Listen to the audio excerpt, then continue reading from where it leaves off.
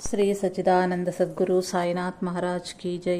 ఓం శ్రీ వాసుదేవానంద సరస్వతి టెంబెస్వామి సద్గురు చరిత్ర 35వ అధ్యాయం. శ్రీ వాసుదేవానంద సరస్వతి సద్గురువే నమః. శ్రీ దత్తాత్రేయ పరబ్రహ్మణే నమః. మహారాజ్ వాడీకి వచ్చిన విషయం తెలుసుకుని పిశాచ బాధపడలేక మహారాజ్ యొక్క మేనల్లుడు వాడీకి వచ్చి మహారాజ్ శరణుజొచ్చెను. అతని తాత జీవించి ఉండగా ఒక బ్రాహ్మణుడు ఆయన దగ్గరకు వచ్చెను. భోజనం చేసి తిరిగి పోవునప్పుడు ఆ బ్రాహ్మణుడు తన దగ్గర ఉన్న 32 రూపాయలు దాచిపెట్టమని ఆయనకిచ్చి వెడలిపోయాను. ఆ బ్రాహ్మణుడు ఎక్కడివాడో ఎవరో పేరేమియో ఎవరినో అడగలేదు. కొన్ని దినములకు అతడు తిరిగి వచ్చెను. పైకం తీసుకుని పొమ్మని ఎంత చెప్పిననూ తీసుకుని పోలేదు. ఆ బ్రాహ్మణుడు వెళ్ళినవాడు మరలా తిరిగి రాలేదు. ఆ ద్రవ్యం అట్లే ఉండెను. మహారాజు మేనల్లుని తాత చనిపోయాను. మేనల్లుని తండ్రిని ఆ బ్రాహ్మణుడు మరణించి పిశాచమై పట్టుకుని బాధ పెట్టుట ప్రారంభించెను. పిశాచ బాధ నివారణార్థం అతడు 2 సార్లు నారాయణ బలి చేసెను. కానీ లాభం లేకపోయాను. ఆ విషయమంతయో అతడు మహారాజుకు చెప్పెను. అతడు చెప్పినదంతయో విని వారు పిశాచమును పిలిచిరి. ఈయన చెప్పినదంతయో నిజమే, ఇంతవరకు నాకు సద్గతి దొరకలేదు. మీరు మరలా మీ సమక్షంలో నారాయణ బలి చేయించవలేనని ఆ పిశాచం మహారాజును వేడుకొనెను. అంత మహారాజు వింటివి కదా, ఆ ప్రకారముగా చేయుము. నీ దగ్గర పైకం లేనిచో సీతారాంబువా భరించగలడని చెప్పిరి. మహారాజు సమక్షంలో నారాయణ బలి జరిగెను. పిశాచమునకు సద్గతి లభించెను. అంతటితో మహారాజు మేనల్లుని తండ్రి యొక్క పిశాచ బాధ విరుగుడ అయ్యెను. బ్రహ్మరాక్షసి పీడ. ఒక స్త్రీని బ్రహ్మరాక్షసి ఒకటి పీడించుచుండెను. ఒక్కొక్కప్పుడు సుడిగాలి రూపంలో వచ్చి ఆమెను ఆకాశంలోకి ఎత్తుకుని పోయి దూరంగా పడవేయించుచుండెను. ఆ సమయంలో ఆమె సృహలో ఉండేది కాదు. కొంత సమయమైన తరువాత ఒడలు తెలిసినంతనే దారి పట్టుకుని ఇంటికి తిరిగి వచ్చుచుండెను. ఆ బాధపడలేక ఆమె తన తల్లిని వెంటబెట్టుకుని వాడికి వచ్చెను. వాడిలోను కూడా ఒకసారి ఆ బ్రహ్మరాక్షసి మిట్ట మధ్యాహ్న సమయమున అందరూ చుచుచుండగా ఆమెను పైకి ఎత్తుకుని పోయి దూరంగా పడవేయించెను. అప్పుడు ఆమె తల్లి భయపడి మహారాజు దగ్గరకు వచ్చి విషయమంతయూ చెప్పెను. మహారాజు ఆమెను చూచి, నీ బిడ్డ ఇప్పుడు పశ్చిమ దిశలో సురక్షితంగా ఉన్నది, సాయంకాలంకి ఇంటికి తిరిగి వచ్చును, ఏమియో భయపడనవసరము లేదు అని ఊరడించెను. మహారాజు చెప్పిన ప్రకారంగా ఆమె సాయంకాలంకు తిరిగి వచ్చెను. ఆమె తండ్రి ప్రార్థన మేరకు మహారాజు ఒక యంత్రం వేసి ఇచ్చి ఆమె మెడలో కట్టుకొనుడని చెప్పిరి. వారట్లు చేయగా బ్రహ్మరాక్షసి బాధ తొలగిపోయాను. మహారాజుకు కృతజ్ఞతలు వెల్లడించి వారు సంతోషంగా ఇంటికి తిరిగిపోయి సకారాం హరి అను పేరు గల ఒక పూజారి ఎవరో చెప్పిన ప్రకారం యోగాభ్యాసం చేయుచుండెను. అందులో ఏదో పొరపాటుతో దొరిలినందున అతని మతి భ్రమించెను. అతన్ని మహారాజు దగ్గరకు తీసుకుని వచ్చిరి. మహారాజు అతన్ని బాగు చేయుటకే కొన్ని ఔషధములను మంత్రజపమును చెప్పిరి. కానీ అతనికి మహారాజు మాటలపై విశ్వాసం లేక నిర్లక్ష్యం చేసెను. అందువలన జీవితాంతం అతనికి ఉన్మాదావస్థ తప్పలేదు. యోగభ్రష్టుడు. ఒక గృహస్థుడు తన కొడుకుకు పిచ్చి ఎత్తినదని భావించి అతన్ని తీసుకుని మహారాజు దర్శనార్థమై వాడి వచ్చెను. మహారాజును దర్శించి తన కుమారుని విషయం ఇట్లు చెప్పెను. స్వామి, 5-6 సంవత్సరాలు వచ్చే వరకు వీడు బావుగానే ఉన్నాడు. ఆ తర్వాత అకస్మాత్తుగా ఈ స్థితి వచ్చింది. మీరు దయచూపి వీణ్ణి పిచ్చి పోగొట్టుడు. ఆ మాటలు విని మహారాజు ఆ పిల్లవాని వైపు చూచిరి. ఆ పిల్లవాడు కూడా మహారాజు వైపు కన్నార్పక తదేక దృష్టితో చూడెను. సుమారు 10-15 నిమిషముల పాటు వారట్లే ఒకరినొకరు. తర్వాత మహారాజు పిల్లవాడిని తండ్రితో ఇట్లు చెప్పిరి. ఈ పిల్లవానికి వెర్రిబాగు పడినట్లు కనిపించటం లేదు. దీనివలన అపాయమేమియో లేదు. ముందు ఇది శుభమును చేకూర్చగలదు. ఇక చేయున్నది ఏమయో లేక ఆ గృహస్థుడు తన ఇంటికి తిరిగిపోయాను. తర్వాత మహారాజు అచ్చట ఉన్న వారిని చూచి, పూర్వజన్మలో ఈ పిల్లవాడు యోగభ్రష్టుడు. అందువలన అతడు ఇప్పుడు లోకంలో సంబంధం పెట్టుకున్నటకు ఇష్టం లేక పిచ్చివానిగా అట్లు నడించుచున్నాడు. దక్షిణ భారతదేశంలో ఒకప్పుడు పేరుగాంచిన సిద్ధపురుషుడు మరలా జన్మ ఎత్తి ఇన్నాళ్లకి ఇప్పుడు నా కంటికి అగుపించెను. మహారాజు మాట విని అందరూ ఆశ్చర్యపడిరి. 2 ప్రొఫెసర్లు. ఒకనాడు కొల్హాపురం నుంచి ప్రొఫెసర్ విజాపూర్కర్, పూనా నుంచి ప్రొఫెసర్ భాను అను సుప్రసిద్ధ తాత్వికాచార్యులు ఇరువురు మహారాజు దర్శనార్థమే వచ్చిరి. కొంత తడువు వారు మహారాజుతో ఆధ్యాత్మిక చర్చను చేసిరి. ఆ స్వల్పకాలంలోనే వారికి మహారాజు యొక్క సర్వతోముఖ పాండిత్యము, సంపూర్ణ జ్ఞానము అవగతమై సంతోషాశ్చర్యములు కలిగిన. ఆనాటి సాయంకాలం నారాయణ స్వామి గద్దె మీద మహారాజ్ కూర్చుండి శంకరాచార్య మత వైశిష్టం గురించి కొంత ప్రవచనం చేయమని ప్రొఫెసర్ భానును కోరిరి. ఆయన మహారాజ్ చెప్పినట్లు కొంత తడు ఉపన్యసించి మహారాజ్ ఆశీస్సులను అందుకొనెను. ఒక సన్యాసి మహారాజును చూడవలేనని కాశీ నుంచి వచ్చెను. అతడు వాడిలో 15 రోజులు ఉండెను. ఒకరోజు ఆయన మహారాజ్ దగ్గరకు వచ్చి, రామేశ్వరం పోవలేను అని అనుకొనిచున్నాను, ఆజ్ఞ దయచేయుడు అని ప్రార్థించెను. అప్పుడు మహారాజ్ ఏ వేళలో ఎక్కడకు పోవలేనని దేవుడు ఆజ్ఞాపించునో ఆ వేళలో అచ్చుటకు పోవలేను అని చెప్పిరి. ఆ మాట విని ఆ సన్యాసి తన ప్రయాణం మానుకొనెను. కొన్నాళ్లకు ఉత్తర దిశగా పొమ్మని ఆజ్ఞ అయినందున అతడు రామేశ్వర ప్రయాణంకు స్వస్తి చెప్పి కాశీకి తిరిగి వెడలెను.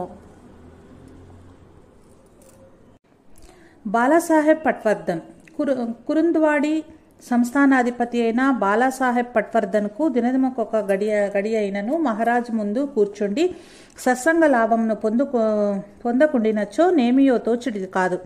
అందుచేత ఆయన నిత్యము మహారాజ్ దర్శనార్థం వచ్చుచుండెను. ఒకసారి ఆయనకు రక్తవాంతులు మొదలయ్యను. ఎన్ని ఉపచారాలు చేసినను అవి తగ్గలేదు. అప్పుడు ఆయన ఒక దూతను మహారాజు వద్దకు పంపెను. వాడికి 1 మైలు దూరమున కురుంద్వాడి ఉన్నది. పంచగంగా సంగమం దాటగానే కురుంద్వాడి సరిహద్దు తగులును. మహారాజారా రాజదూత కొన్ని మాత్రలిచ్చి శ్రీమంతుడు గోదానం చేయవలేనని చెప్పిరి.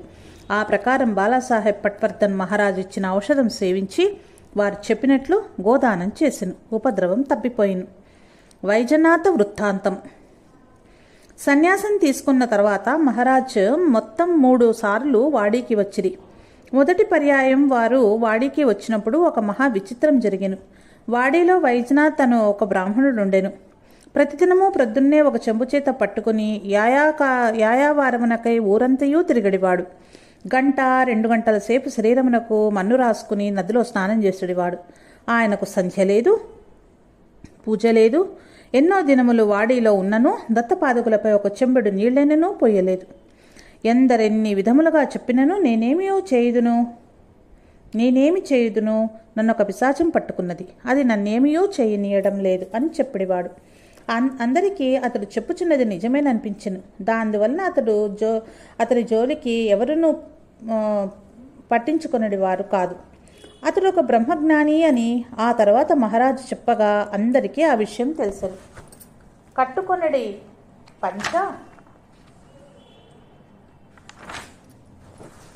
పంచ పైన కప్పుకున్న మరొక పంచ, మొత్తం 2 చిన్న పంచలు, ఒక చెంబు మాత్రమే తప్ప అతని దగ్గర ఏమీ ఉండేది కావు. ఎవరైనా భోజనంకు రమ్మని పిలిచినా వారింటికి వెళ్ళేవాడు. 1-2 పైసల కన్నా ఎక్కువ దక్షిణ తీసుకునేవాడు కాదు. తనకు వచ్చిన దక్షిణ పైసలను తీసుకుని పోయి దాచిపెట్టమని నందగావ్కర్ మాస్టర్ చేతికిచ్చడివాడు. తన బట్టలు చినిగినచో ఆ ధనము నుంచి కొత్త బట్టలు కొనడివాడు. స్వయంగా ఎప్పటికప్పుడు జమా ఖర్చులు చూచుకునేవాడు. అతడు 25 సంవత్సరముల వాడిలో ఉండెను.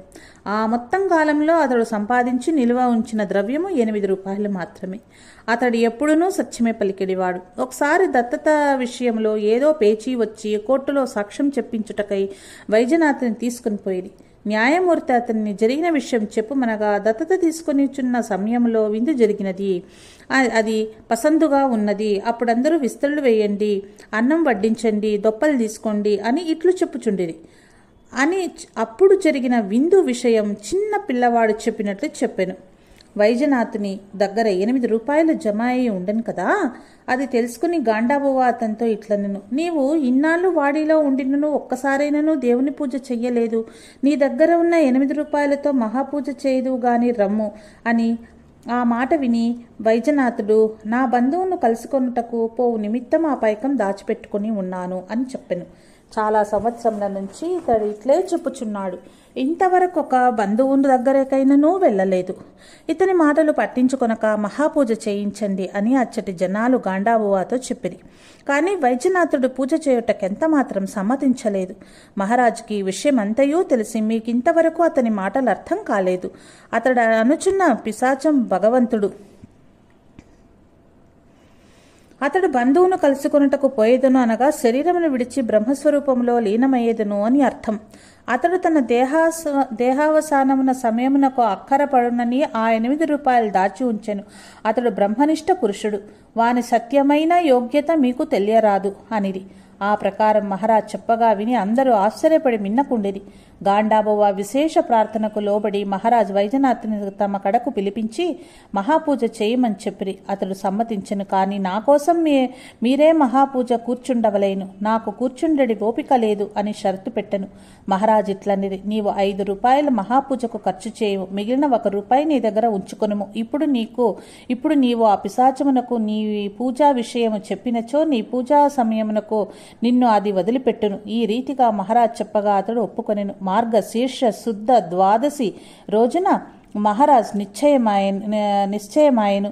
ఆనాడు నేను కూడా అచ్చట భిక్ష చేసేదను, ఊరిలోని వారందరూ అచ్చటకు భోజనముకు రావలేను అని మహారాజ్ చెప్పిరి. ఆ మాటలు విని 7 రూపాయలతో యావత్ ప్రభోజన మెట్లగునని అందరూ గుసగుసలాడిరి. మహారాజ్ సంకల్ప శక్తి ఎట్టిదో ఎవరికి తెలియను. వైద్యనాథుడు కూడబెట్టిన ఆ 7 రూపాయలతో కావలసిన సామాగ్రిని తెప్పించిరి. ఇతరులు కూడా తమ తమ ఇండ్ల నుంచి వరుసగా సమారాధన కావలసిన వస్తువులు తెచ్చిపోసిరి. 1000 విస్తరికి సరిపడు వెంట చేసిరి. దత్తప్రభువునకు మహాపూజ నైవేద్యమైన తరువాత గద్దె మీద వీధులలో విస్తళ్లు వేసిరి. జనులందరూ వచ్చి విస్తళ్ల ముందు కూర్చుండిరి. మహారాజ్ వైద్యనాథుని వెంటబెట్టుకుని పంక్తి పంక్తికి తిరిగి వచ్చిరి. ఆ తర్వాత తమ భిక్ష కొరకు గద్దె మీద కూర్చుండిరి. రాసి పోసిన అన్నం మీద మహారాజ్ తమ సాటి కప్పమని చెప్పిరి. అన్నం వడ్డించుట మొదలుపెట్టిరి. ఆ దినము 2000 విస్తర్లు లేచెను. 100 కొలది అన్నము పంచిపెట్టబడెను. 100 కొలది అన్నము పంచిపెట్టబడెను. కొందరు అన్నము ఇండ్లకు తీసుకుని కూడా పోయిరి. ఇంత జరిగినను పుష్కలముగా అన్నం మిగిలిపోయిను. గురుచరిత్రలోని భాస్కర బ్రాహ్మణుడు 3కి సరిపోవునట్లు తెచ్చిన సామాగ్రి 4000 మంది తినిది. అట్లే వైద్యనాథుని సమారాధన జరిగినదని ప్రత్యక్షముగా చూచిన వారందరూ భావించిరి. ఆ రోజు వండిన వంటకములను రుచి వర్ణించుటకు 1000 నాలుకలు గల ఆదిశేషునకైనను సామర్థ్యం లేకుండెను. ఆ పదార్థములన్నీ అమృత తుల్యములుగా ఉండెను. మహారాజుకు వైద్యనాథునిపై గల అనుగ్రహం ఎట్టిదో కన్నులారాగాంచిన జనులకు నాటి నుంచి వైద్యనాథుని సామర్థ్యం ఎట్టిదో తెలిసి వచ్చెను. దుర్జనునకు శాస్త్రి మహారాజు యొక్క దివ్య సామర్థ్య శక్తి ఎట్టిదో ప్రత్యక్షంగా చూచుచున్ననో అవహేళన చేయుటయే నిత్యకృత్యముగా పెట్టుకున్న దుర్జనులు కొందరు వాడిలో ఉండిరి. వారెల్లప్పుడూ మహారాజును విమర్శించుచో ఆయన నిందించుచుండిరి. ఆవు పొదుగునంటు పెట్టుకుని ఉన్నను గోమారి ఏ విధముగా పాలు లభించకుండునో అటులే ఆ దుర్జనుల స్థితి కూడా ఉండెను. మహారాజును పరీక్షించవలెనని వారొక బ్రాహ్మణుని మహారాజు దగ్గరకు పంపిరి. ఆ బ్రాహ్మణుడు తన చేతికి పెద్ద గాయమై ప్రేగులు బయటపడినట్లు కనిపించుచున్నట్లుగా చేతికి ప్రేగులు చుట్టుకుని మహారాజ్ సాయం సంధ్యావందనకై నదికి వెళ్ళినప్పుడు అచ్చటకు పోయి మహారాజుకు నమస్కరించి అతి వినయంతో, స్వామి, నా చేతికి పెద్ద గాయమై చాలా బాధగా ఉన్నది, దయచేసి ఈ బాధను తొలగు ఉపాయం చెప్పుడు అని ప్రార్థించిరి. ఆ బ్రాహ్మణుని మాటలు విని మహారాజు కొన్ని మందులు చెప్పి ఆ మందులు గాయమపై పూయమని చెప్పిరి. ఆ బ్రాహ్మణుడు తన మిత్ర బృందము కడకు వచ్చి తాను మహారాజును ఎట్లు మోసగించినది, ఆ మహారాజ్ తాను చెప్పినది నిజమని నమ్మి మందులు పుయ్యమని ఎట్లు చెప్పినది సవిస్తరముగా వివరించిరి. వికటముగా నవ్వుచు, ఆయనకేమీయో తెలియదు, ఈ జనులందరూ వట్టి అమాయకులు, ఆయనకేదో మహాశక్తి ఉన్నదని వేలము వెర్రిగా ఆయన చుట్టూ తిరుగుచున్నారు. ఆ దొంగ సన్యాసుల గుట్టు బయట పెట్టవలేనని ఏమేమో నోటికి వచ్చినట్లు మహారాజును నిందించుట మొదలుపెట్టెను. ఆ నిందావాక్యములు దత్తప్రభు సహించలేకపోయెను. ఏ చేతికి ప్రేగులు చుట్టుకుని దెబ్బ తగిలినదని అతడు మహారాజుకు చూపించెనో ఆ చేతిపై పెద్ద వ్రణం లేచి చీము నెత్తుర కారుచు మిగుల బాధపెట్టుట ప్రారంభించెను. ఆ చేతికి కుష్టు వ్యాపించి చెయ్యి మొత్తం కుళ్ళిపోయెను. ఆ బాధను తాళలేక ఆ బ్రాహ్మణుడు లబోదిబోమని మొత్తుకొంటూ పరుగున వచ్చి మహారాజు ముందు సాష్టాంగపడి అపరాధమును క్షమించుడు అని వేడుకొనెను. అప్పుడు మహారాజ్, నాకేమీయో తెలియదు, నీవు దత్తప్రభు దగ్గరకు పొమ్ము, ఆయన ఏమి చేయవలేనో అది చెయ్యుము అని చెప్పిరి. అతడు చేయునది ఏమీయో లేక తిరిగిపోయెను. కొన్నాళ్లకు ఆ రోగము ముదిరి శరీరమంతయు కుళ్ళి పురుగులు పడి ఆ బాధతో అతడు మరణించెను. సాధువుల అవహేళన చేసిన దోషము ఎవరైనను అనుభవించక తప్పదు. అవధూత చింతన. శ్రీ గురుదేవ దత్త. 35వ అధ్యాయం సంపూర్ణం.